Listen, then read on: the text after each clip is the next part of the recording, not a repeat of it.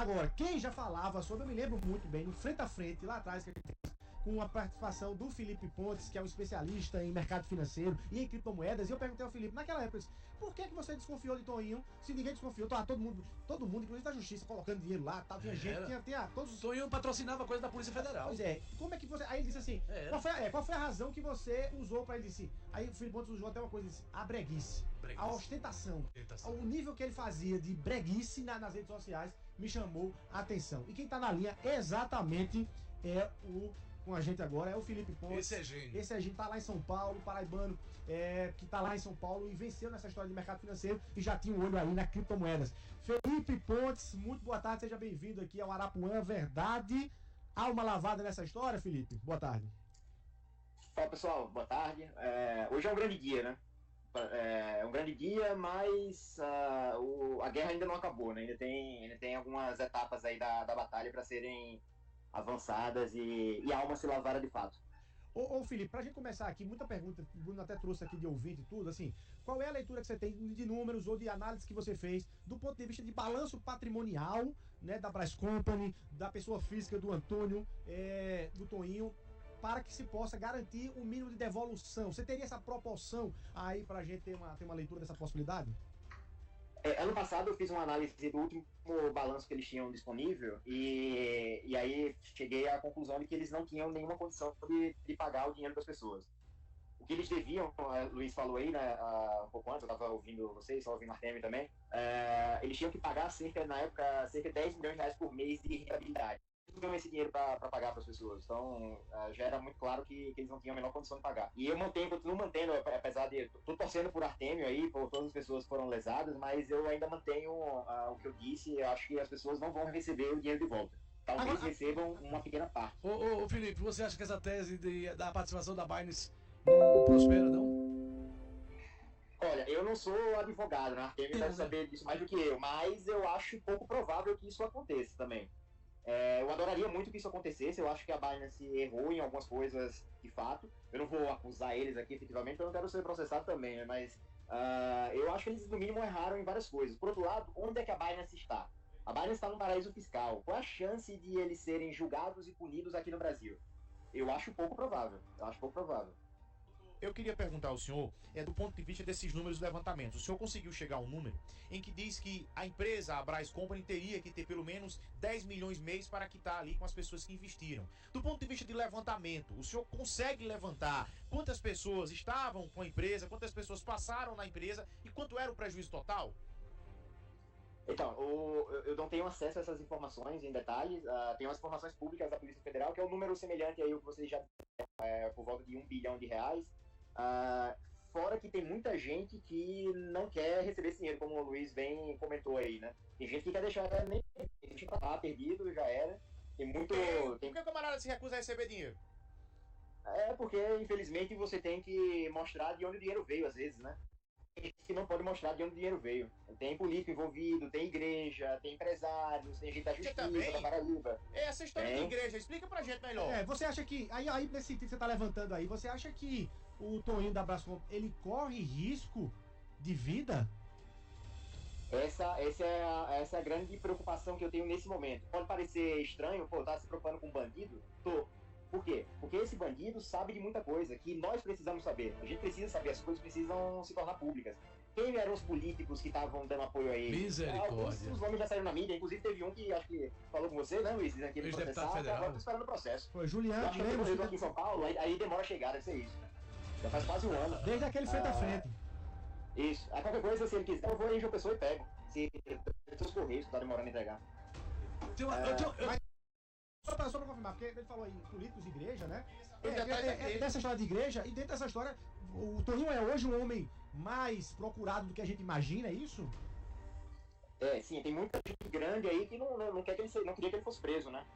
Então, agora esse pessoal vai ter que se movimentar para evitar que ele ponte algumas coisas. Então, por que eu quero levantar bem esse ponto aqui? Os que foram prejudicados pela Brás Company tem que pressionar muito a justiça, a polícia, para proteger esse cara, para que a gente fique sabendo de tudo que aconteceu, quem está envolvido, quem deu suporte para ele. Como é que uma pirâmide como essa fica 5 anos aí e não cai?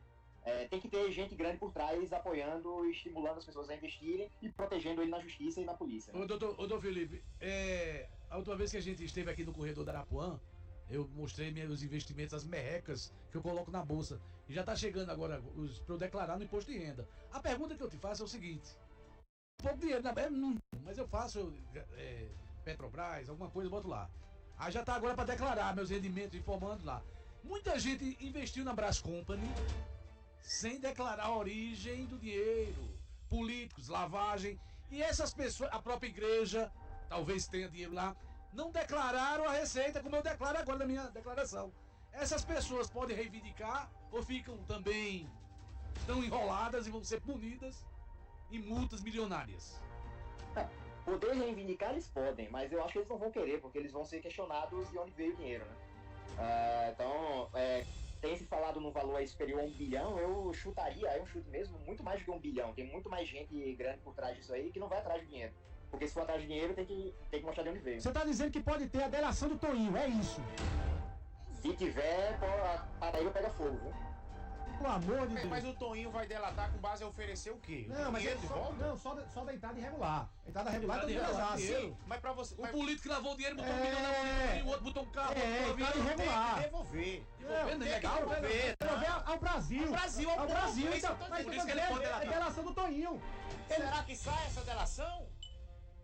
Por isso que ele tá falando em risco de vida. Espero que saia, mas tem que proteger esse cara. Tem que proteger ele e fazer ele falar. Por que o senhor enfatiza tanto isso? O senhor tem alguma informação privilegiada que não nos passou ainda? Se a gente olhar as relações que ele teve, para onde ele foi, os políticos que apoiavam ele, que ele levou na própria empresa para fazer campanha de político, igreja que ele ia fazer divulgação, os líderes das igrejas fazendo com que as pessoas investissem na Brás Company, órgãos de classe, como teve a própria OAB, né, que é aí da Paraíba. Existe uma distinção entre a OAB de João Pessoa e de Campina, né? Não sei por que isso, mas existe. A OAB de Campina Grande deu espaço para o cara. Participou de eventos aí na Câmara, né? Tem muita coisa. Se puxar o fio, pega. Agora tem que querer. Político sem dormir final de semana, viu? Ô Felipe, dentro do seu mergulho no mercado financeiro, historicamente, casos semelhantes, ou iguais, ou idênticos, ou parecidos com esse da Brás Company, quais foram os resultados, até do ponto de vista de mundo, internacional? Assim, tem histórias semelhantes que tiveram resultados que as pessoas podem se apegar a esses resultados? Tem, só que, por exemplo, o maior caso, eu acho que assim, o caso mais emblemático, pelo menos, é o de Ponzi, né? Que deu nome ao esquema de Ponzi. E tem também o caso. Putz, me deu um branco agora no nome do cara. Tem até o filme. O Madoff, Bernie Madoff, morreu ano passado até. Mas lá era diferente. Até as próprias pessoas que, entre aspas, investiram no negócio tiveram que arcar com algumas coisas. E eu acho que deveria ser assim, mas por outro lado, tem gente que de fato não tem educação nenhuma para entender que aquilo era um golpe. Mas muita gente entrou sabendo que era fraude. Entrou porque tem aquela ideia, né? Se eu entrar no começo da pirâmide, eu ganho dinheiro. Essas pessoas deveriam ser presas e expurgadas da sociedade, inclusive.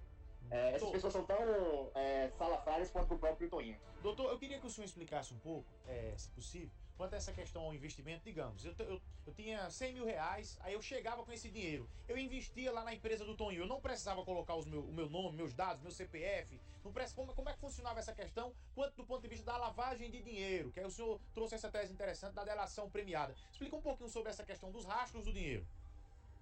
Eles tinham um contrato, né, que eles assinavam, cadastro de clientes, mas com certeza esse pessoal que o dinheiro surge do nada no bolso deles não deve ter passado por esse processo de, a gente chama de Know Your Client, uma sigla em inglês, conheça o seu cliente. Na minha empresa, por exemplo, a gente tem um questionário, a gente procura saber de onde veio o dinheiro do cliente. Tem caso até que, teve um caso recente até que a gente teve problema com um cliente e a gente não abriu conta do cara, a gente não conseguiu nem, não conseguiu nada com o cara porque não era a comprovação das coisas, tinha envolvimento político, então a gente preferiu ficar de fora.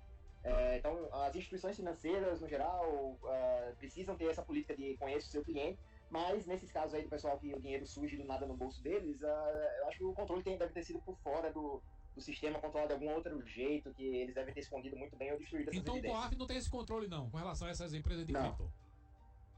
Não, acredito que não, porque eles não são muito inteligentes, né, também. Pode ser que eles tenham deixado rastro. Felipe Pontes, alerta para novas empresas nesse sentido? Você faz alguma ou o mercado já começou a expurgar? empresas nesse sentido, naturalmente, depois desses traumas todos com essas empresas todas. Mas você faz algum alerta pra frente, olha, cuidado com isso que tá aparecendo, que é formato de golpe novo. De caso específico, eu não tenho nenhum para comentar especificamente. Assim, o pessoal na Paraíba tem comentado sobre alguma coisa de construção aí, mas eu não tô mais na Paraíba, não tô muito por dentro. O que as pessoas me passam nas minhas redes sociais, no Instagram, no Twitter, Felipe.pb, elas me mandam, ó, Felipe, tem esse caso aqui, o que tu acha? Aí eu digo, minha opinião, acho que isso tem característica de ser um golpe. Uma cliente minha, inclusive, pegou uma cota aí de uma espécie de condo hotel no Cabo Branco que me parece fraude. E o terreno eu acho que tá até embargado desde que eu era criança, velho. Mas. Por de Deus. Ximaria. Doutor Felipe, Deixa eu só quebrar o tema aqui. A última, Felipe. Fundo de investimentos ou ações? Qual é a dica do dia? É o Clusão em ação. Então, a dica é sempre. Primeiro, uma dica para vocês não caírem, vocês os ouvintes, não caírem em golpes como esse de novo. Primeiro, o cara é brega, fica querendo ostentar dinheiro, já liga um alerta vermelho. Segundo ponto. Não existe promessa de dinheiro fácil, com rentabilidade alta e risco baixo ou zero. Quanto maior a rentabilidade, maior o risco. Então, fiquem alertas a isso. Se aparecer alguém propondo alguma coisa, me manda lá no Instagram, Felipe.pb, que eu digo se é furado ou não. E sobre investimentos no geral, a dica sempre é montar uma carteira diversificada. Às vezes a pessoa, vou colocar todo o meu dinheiro em ações, vou ficar rico rápido. Aí a ação cai, a pessoa fica frustrada e nunca mais volta. Então a ideia é sempre montar uma carteira diversificada. Ter ações mais agressivas, ações menos agressivas, renda fixa. Até cripto é bom ter também na carteira, pouco eu acho, mas é bom ter. Mas não os golpes, é o cripto de verdade. deixa eu fazer uma última pergunta ao senhor, já agradecendo a sua participação, a sua gentileza conosco aqui falando para toda a Paraíba. Então, nova modalidade, algumas empresas que estão operando no Brasil, algumas que são nacionais e outras já aqui na Paraíba, que é a questão de flats e apartamentos, que você compra ali dividido para 20, 30 pessoas um apartamento, cada uma usa um dia. É o condo hotel. É o condo hotel. Condo hotel, esse condo hotel, o que é que o senhor tem a dizer sobre isso? No geral, eu acho um péssimo investimento. Tem casos que são investimentos de verdade, mas eu não gosto, particularmente. Porém, pode ter pessoas que façam sentido investir nesse caso. Mas muito cuidado que grande parte desses casos são golpes. Então tem que ter bastante cuidado se for investir num negócio desse. Porque muitos são golpes. Tipo esse que uma cliente minha me falou. Aí só, investi, ainda bem que ela colocou pouco dinheiro. Investi tanto nisso aqui. Putz, o que tu me falou antes? Essa modalidade aí, foi aqui em João Pessoa? Como é que era essa modalidade aí? Foi em João Pessoa. Como ela é que comprou uma cota desse prédio. Eu não sei bem exatamente se é um prédio, eu acho que é um hotel, um condomínio e tal, que é para trazer gente no verão, João Pessoa, turistas, e ela comprou uma cota, só que até onde eu sei, o terreno está embargado desde que eu era criança. E lá na cheguei pontinha com do Cabo pessoas Branco. também que me... Antes da subida do Boulevard. Um abraço para o senhor aí, bom final de semana, tá bom? Paraibana arretado, sucesso aí em São Paulo. Valeu, pessoal. Abraço, bom final de semana pra vocês e cuidado com os golpes, hein? Fujam dos bregas. Um abraço. Vamos ter valozinho? Vamos comer.